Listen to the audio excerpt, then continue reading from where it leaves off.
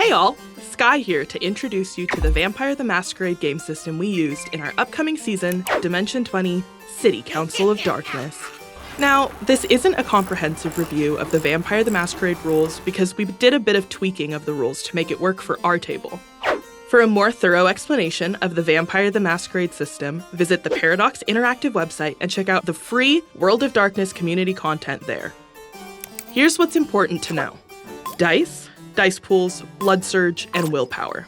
Like in D&D, the dice are used to determine the outcome of a player action, and when otherwise called for by the GM. Vampire the Masquerade can be played with D10s, but they also have special 10-sided Vampire the Masquerade dice, which is what we used for the season.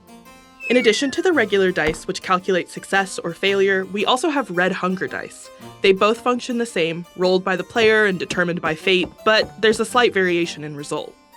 The World of Darkness is full of stories about vampires and their inner conflict with bloodlust, and the hunger dice symbolize the constant struggle against the beast within. It grows more prominent as your hunger increases. Hunger dice are substituted for the regular dice in most rolls. The number of hunger dice you substitute is determined by how hungry you are, which, in Vampire the Masquerade, is accrued during gameplay and through certain rolls. All characters have a hunger count between 0 and 5, so if you have 3 hunger, and you're rolling 4 dice for a check, 3 of those dice must be the special hunger dice.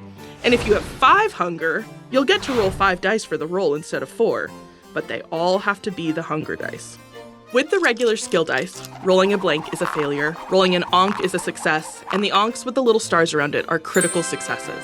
With the red hunger die, it's pretty much the same, but the critical success is a messy critical, and the critical failure is a bestial failure.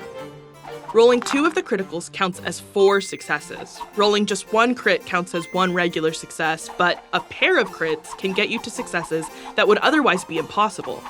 For instance, if you are rolling 4 dice and get 2 onks and 1 onk with the stars, that would be 2 successes and 1 crit, for a total of 3 successes. But if you come up with 1 onk and 2 of the star onks, that's a pair of crits, plus 1 success for 5 successes.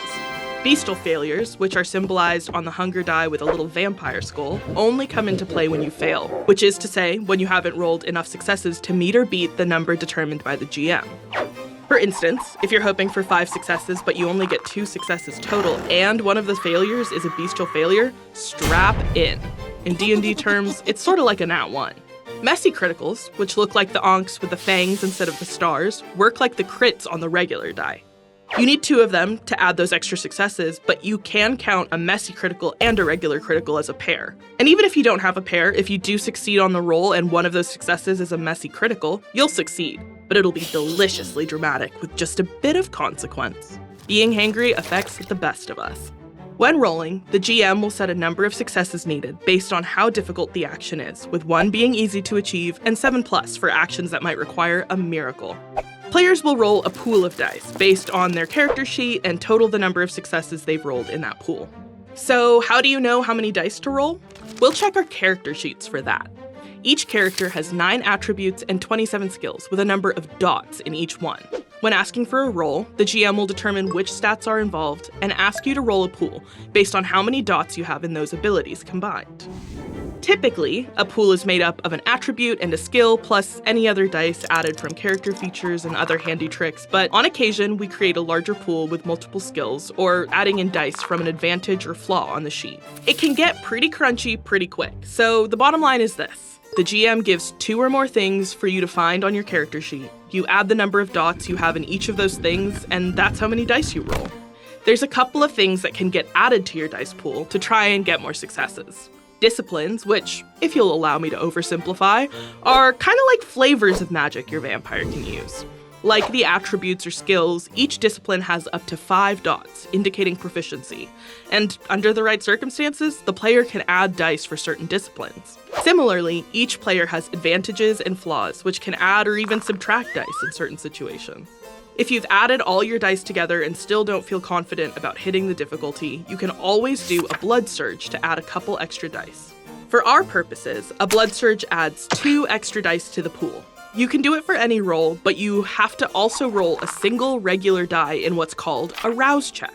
If you fail the rouse check, you still get the 2 extra die, but you also have to add 1 to your hunger tracker. If you succeed on the rouse check, you add the 2 extra die with no penalties. If you get all of your dice rolled and you are still under the success threshold, there's one last chance for you to succeed on your roll. Willpower. You start with an amount of willpower determined by adding together 2 of your attributes, composure and resolve. Willpower can be used in a number of ways and occasionally gets treated as an attribute of its own, but mostly our players use willpower for the reroll ability. Once per roll, a player can use a willpower to reroll 3 of their dice in an attempt to get more successes or crits.